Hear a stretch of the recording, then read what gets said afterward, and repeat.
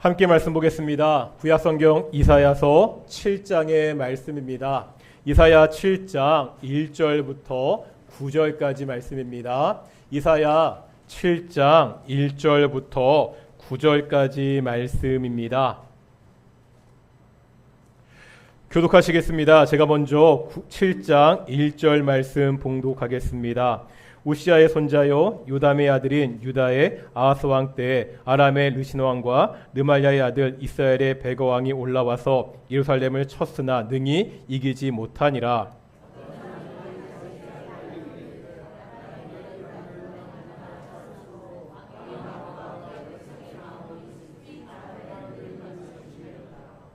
그때 여호와께서 이사야에게 이르시되 너와 내 아들 소알 야숲은 윗모스도 끝 세탁자의 밭 큰 길에 나가서 아하스를 만나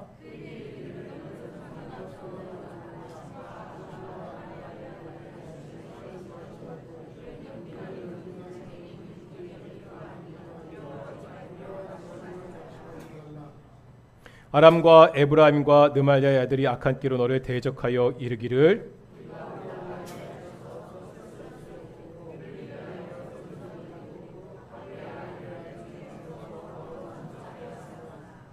주 여호와의 말씀이 그 일은 서지 못하며 이루어지지 못하리라.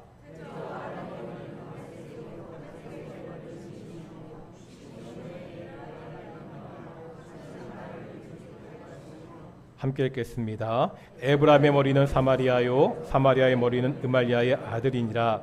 만일 너희가 굳게 믿지 아니하면 너희는 굳게 서지 못하리라 하시니라. 아멘. 이 시간 갈릴리 찬양대 찬양으로 하나님께 영광 돌리시겠습니다. 감사합니다. 오늘도 앞뒤 자분들과 인사하겠습니다. 하나님이 우리와 함께 하십니다. 일기가 불순하지만 오늘 예배 가운데도 하나님의 영광이 함께하는 귀한 예배가 되기를 축원합니다. 정치권 뉴스를 보면 개파 정치라는 말이 나옵니다. 유명 정치인이 보스가 됩니다. 그 밑에 그를 따르는 사람들이 있죠. 그래서 이번 선거에서는 무슨 개가 선전했고 무슨 개는 몰락했다, 이런 뉴스들을 볼 수가 있습니다. 이런 개파 정치에서는 역시 보스 정치인이 중요합니다. 이 사람이 잘 되면 그 밑에 있는 다른 정치인들도 잘 나갑니다. 하지만 이 사람이 몰락하면 같이 몰락합니다. 누가 자신들의 머리인가, 누가 나의 보스인가는 굉장히 중요합니다. 이것은 비단 정치에만 해당하는 것은 아닙니다. 내가 지금 누구를 따르고 있느냐, 누가 나의 보스이고 머리냐는 우리에게도 굉장히 중요한 문제입니다. 오늘 우리는 이 문제를 볼 것입니다. 누가 우리의 머리인가, 누가 나의 보스인가 한번 보도록 하겠습니다. 오늘 본문의 배경은 1절에 나옵니다. 당시 이스라엘은요, 북이스라엘과 남유다로 갈라져 있었습니다. 북이스라엘의 왕은요, 느말랴의 아들 베가였습니다. 남유다의 왕은 요담의 아들 아하스였습니다. 그런데 그 이스라엘 위에는 아람이라는 나라가 있었거든요. 그 아람의 왕은 르신이었습니다. 지금 이런 상황에서 북이스라엘과 아람이 동맹을 맺고 남유다를 공격하는 그러한 상황입니다. 남유다는 어려운 상황이죠. 전쟁을 할 때 한 나라를 상대하는 것도 쉬운 일이 아닙니다. 그런데 지금 두 나라가 연합해서 자기들을 공격하고 있습니다. 세상을 보면 좋은 일에는 뜻이 잘 모이지 않습니다. 하지만 악한 일에는 사람들이요, 그 뜻을 잘 합치게 됩니다. 심지어 서로 적대적인 사람들도 악한 일을 꾸밀 때는 서로 협력합니다. 누가복음 23장 12절에 보면 이런 말씀이 있습니다. 헤롯과 빌라도가 전에는 원수였으나 당일에 서로 친구가 되니라. 헤롯은 예수님 당시 유다를 다스리던 분봉왕이었습니다. 빌라도는 누구죠? 로마가 유다에 보냈던 총독이었습니다. 그러면 이 두 사람은 같은 권력을 놓고 경쟁하는 사이입니다. 결코 사이가 좋을 수 없습니다. 그래서 원수라고 그렇게 표현하고 있습니다. 그런데요, 이 원수지간의 두 사람이 당일에는 서로 친구가 되었다고 말씀하고 있습니다. 이 원수지간이었던 이 두 사람이 친구가 되어서 한 일이 뭐지요? 예수님을 십자가에 죽이는 일이었습니다. 원수였던 두 사람은 예수님을 죽이는 일에는 하나가 되었습니다. 이처럼 세상은 악한 일에 잘 협력합니다. 위협이 더 커지게 마련입니다. 이러한 세상의 위협 앞에서 성도는 어떻게 살아야 됩니까? 오늘 이스라엘 백성들의 모습을 통해 위기 앞에 있는 참된 성도의 모습은 어떠해야 되는지를 함께 보도록 하겠습니다. 아까 말씀드렸죠. 지금 아람과 북이스라엘이 동맹해서 남유다를 공격하는 상황입니다. 이때 남유다의 백성들이 어떻게 반응하고 있습니까? 2절 하반절 보실까요? 2절 하반절에 보면 이런 말씀이 있죠. 왕의 마음과 그의 백성의 마음이 어떻다고요? 숲이 바람에 흔들림같이 흔들렸더라. 지금 왕과 백성들이 두려워하고 있습니다.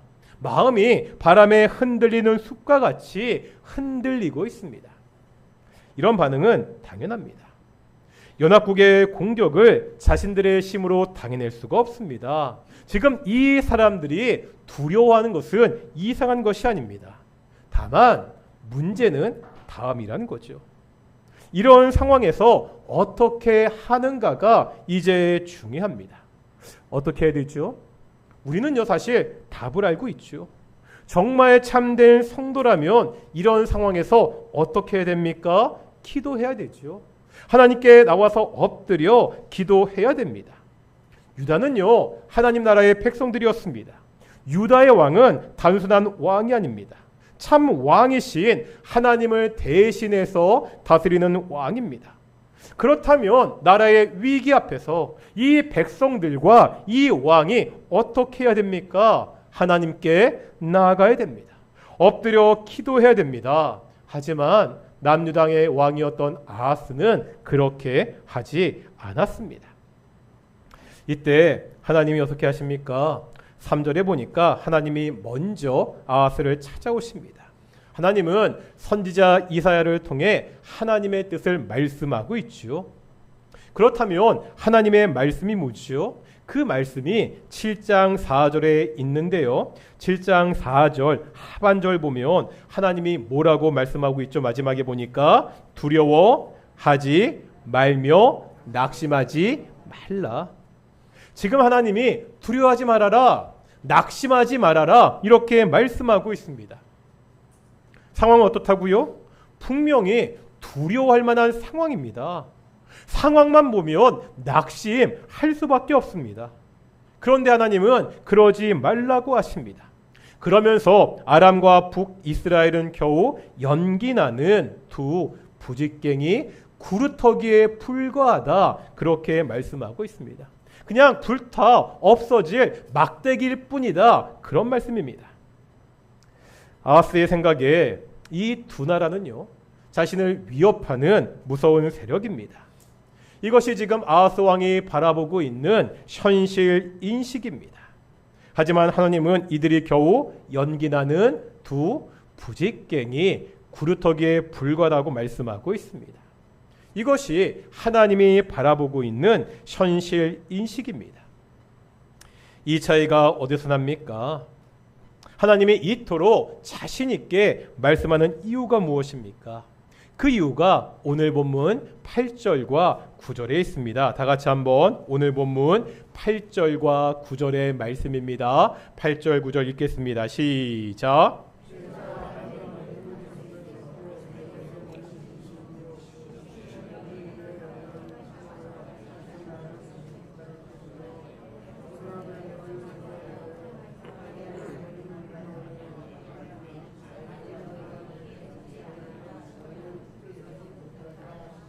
아멘.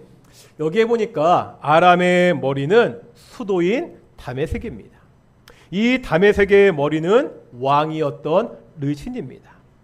북이스라엘 에브라임의 머리는 수도인 사마리아입니다. 그러면 사마리아의 머리는 누구라고요? 왕이었던 누구라고? 느말리아의 아들이라고 그렇게 이야기하고 있습니다.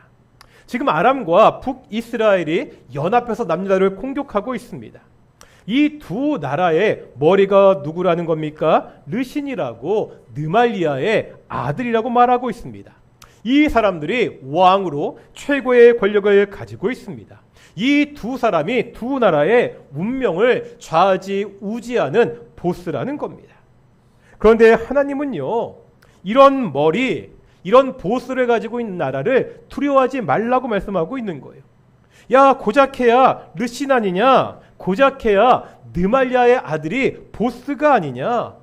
이런 나라들은, 이런 왕들은 남유다 앞에서 연기나는 불타 없어지고 마는 막대기일 뿐이다. 그렇게 지금 말씀하고 있습니다. 왜 그렇습니까? 남유다의 머리가 있기 때문입니다. 남유다의 머리는요, 요담의 아들이 아닙니다. 남유다의 진짜 왕은 아하스가 아니라는 거지요. 누가 왕이십니까? 누가 남유다의 머리이십니까? 바로 내가 하나님이 너희의 머리라고 말씀하고 있습니다. 하나님은 지금 내가 너희의 머리라고, 내가 너희의 보스고 왕이라고 아하스에게 말씀하고 있습니다. 고작 르신이나 베가가 그들의 머리인 그 나라를 겁먹을 필요가 없다. 내가 그들을 결국 심판할 것이라고 말씀하고 있습니다. 그러면서 10절 이하에 보면 한 징조를 보여주고 있습니다. 하나님이 남유다의 머리가 되신다는 것을 보여주는 징조입니다. 임마누엘 징조입니다. 한번 14절 보실까요? 우리 7장 14절입니다. 너무나 유명한 구절인데요. 이 구절이 어떠한 맥락에서 나왔는지 보겠습니다. 7장 14절 읽어보겠습니다. 시작. 그러므로 주께서 친히 징조를 너희에게 주실 것이라. 보라, 처녀가 잉태하여 아들을 낳을 것이요 그의 이름을 임마누엘이라 하리라. 아멘. 이제 처녀가 아이를 낳을 것인데 이것이 징조라는 거예요. 그 이름을 뭐라고요? 임마누엘이라고. 임마누엘 어떤 뜻이죠? 하나님이 우리와 함께 하십니다. 왜 남유다의 백성들이, 왜 아하스 왕이 연합군을 두려워할 필요가 없습니다. 왜 낙심하지 말아야 됩니까? 남유다의 군사력이 더 뛰어나서가 아닙니다. 남유다에게는요, 적들이 모두는 비밀 병기가 숨겨져 있기 때문이 아닙니다. 이유는 오직 하나, 하나님이 머리가 되시기 때문입니다. 하나님이 남유다의 왕이 되시기 때문입니다. 만군의 여호와, 모든 군사들의 하나님이 함께 하겠다고 약속하시기 때문입니다. 그러기에 두려워하거나 낙심할 필요가 없습니다. 우리는 민수기 13장과 14장에서도 비슷한 이야기를 볼 수가 있습니다. 민수기 13장에 보면 이스라엘 백성들이 가나안 땅에 정탐꾼을 보내죠. 12명의 정탐꾼들이 40일 동안 정탐을 하고 돌아와서 보고를 합니다.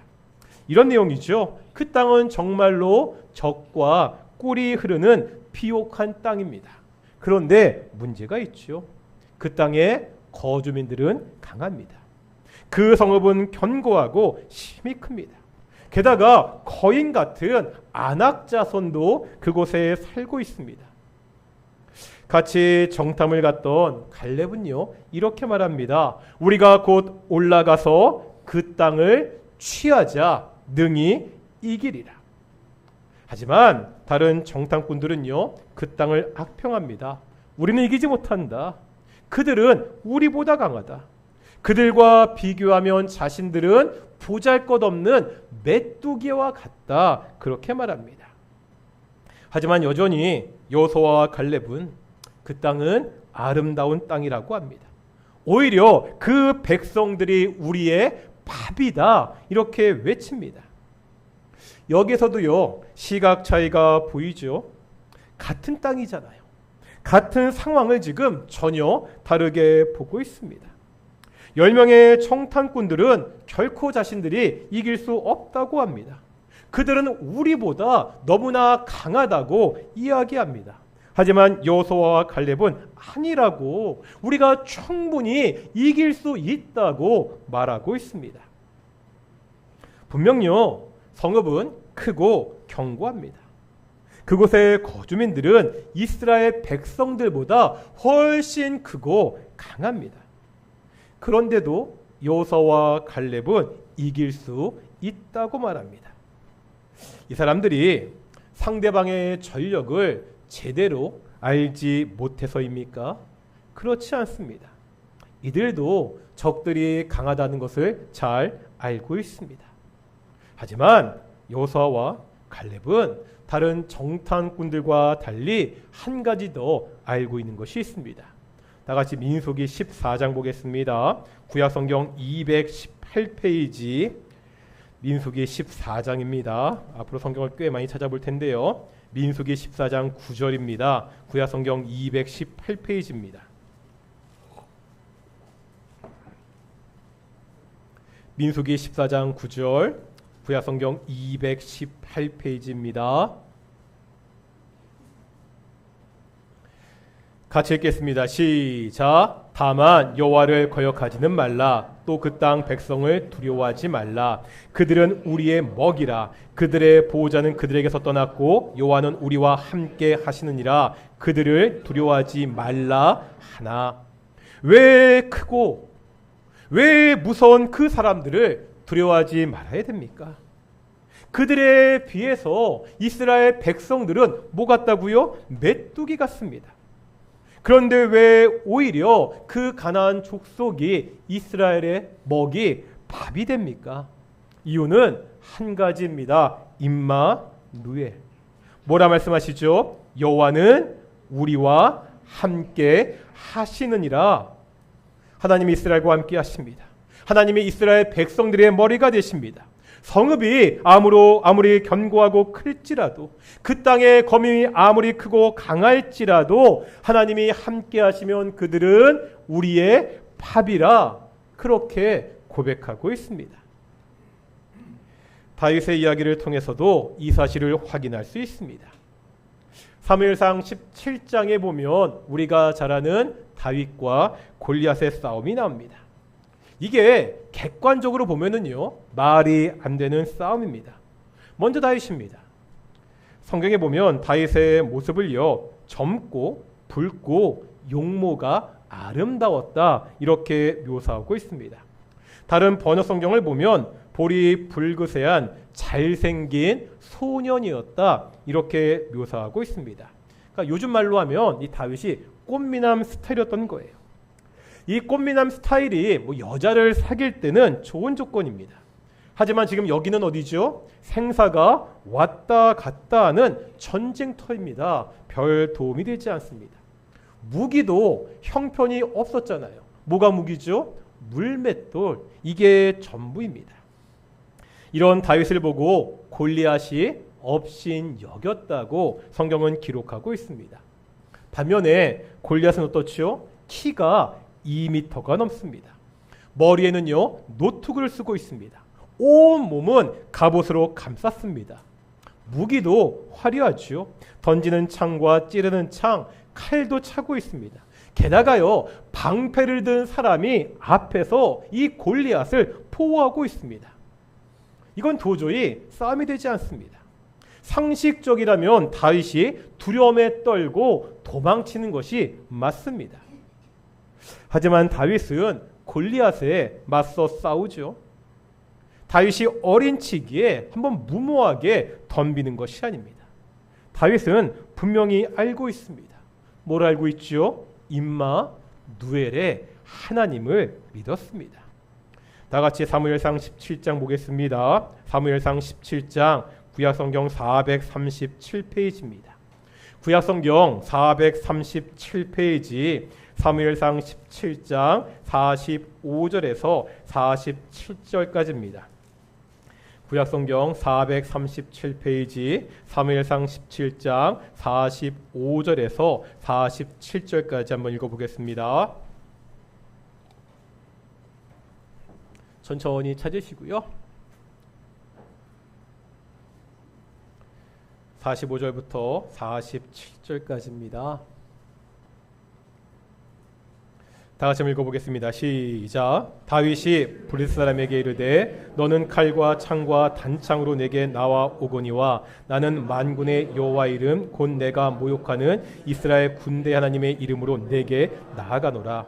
오늘 여호와께서 너를 내 손에 넘기시리니 내가 너를 쳐서 내 목을 베고 블레셋 군대의 시체를 오늘 공중에 세워 땅의 들짐승들에게 주어 온 땅으로 이스라엘 하나님이 계신 줄 알게 하겠고 또 여호와의 구원하심이 칼과 창에 있지 아니함을 이 무리에게 알게 하리라. 전쟁은 여호와께 속한 것인즉 그가 너희를 우리 손에 넘기시리라. 아멘. 지금 다윗은 하나님이 함께 하신다고 선포하고 있죠.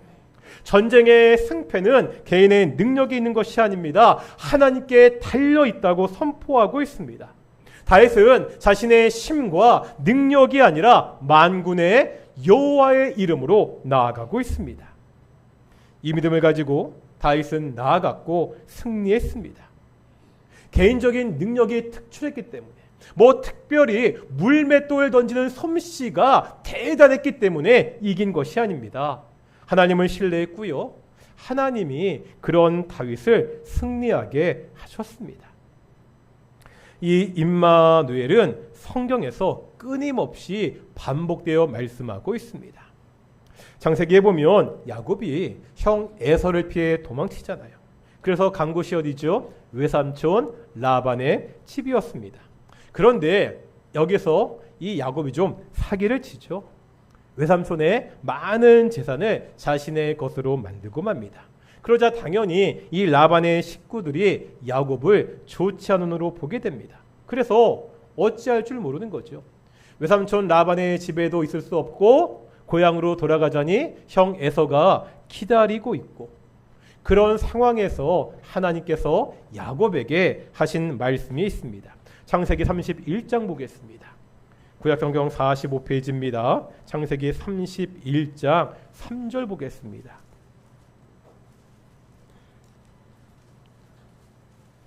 창세기 31장 3절입니다.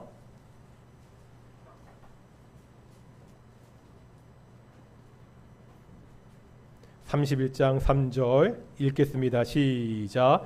여호와께서 야곱에게 이르시되 내 조상의 땅 내 족속에게로 돌아가라. 내가 너와 함께 있으리라 하신지라. 뭐라고요? 내가 너와 함께 있으리라. 아멘.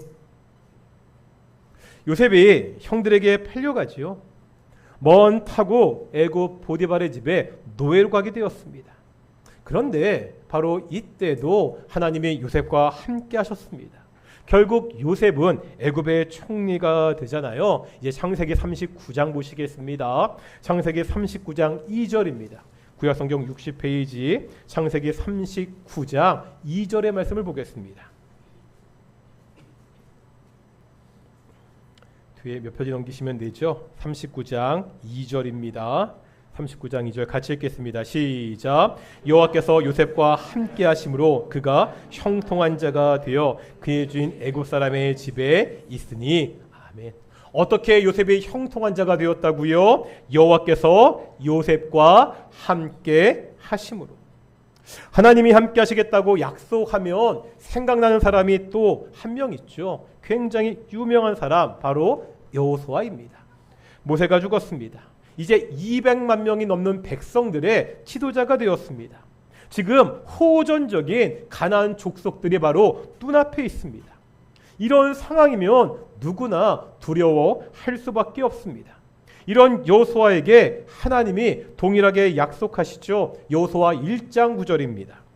구약성경 320페이지 여호수아 1장 9절 보겠습니다. 여호수아 1장 9절입니다.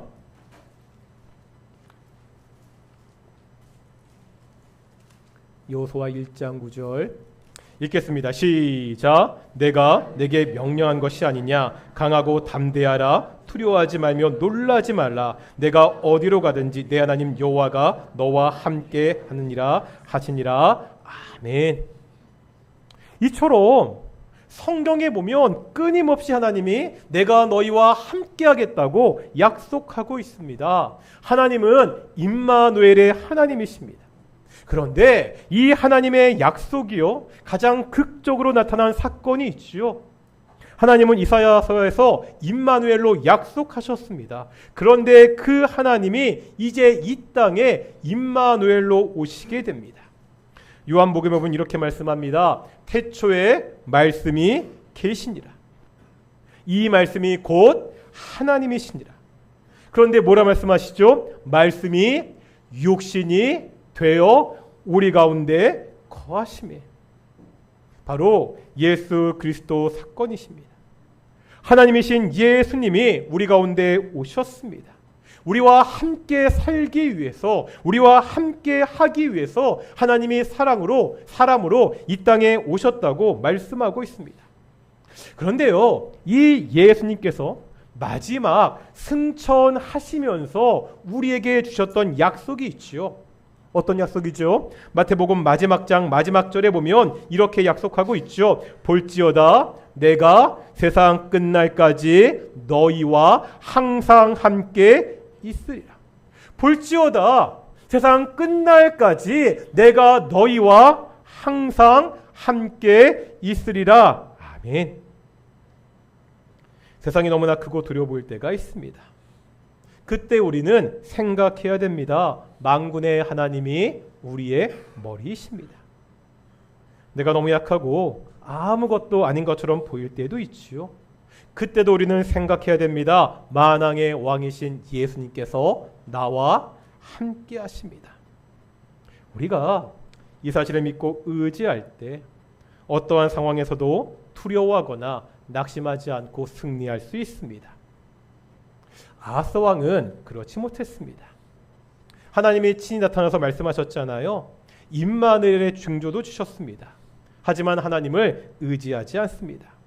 당시에 신은 강대국으로 힘을 떨치던 아수르에게 붙습니다.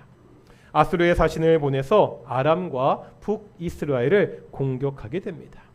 그러다 결국 남유다도 아수르에게 조공을 바치는 신세가 됩니다. 히스기야 왕 때는 아수르의 침략 때문에 엄청난 고난을 겪게 됩니다. 하나님을 머리로 인정하지 않은 나라와 사람들의 결과입니다. 어떠신가요? 지금 우리의 머리는 누구입니까?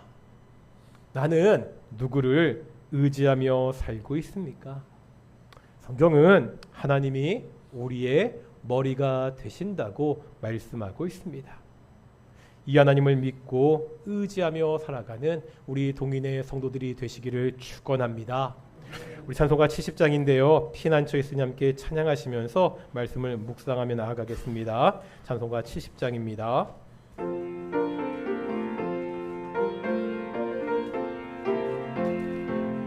피난처 있으니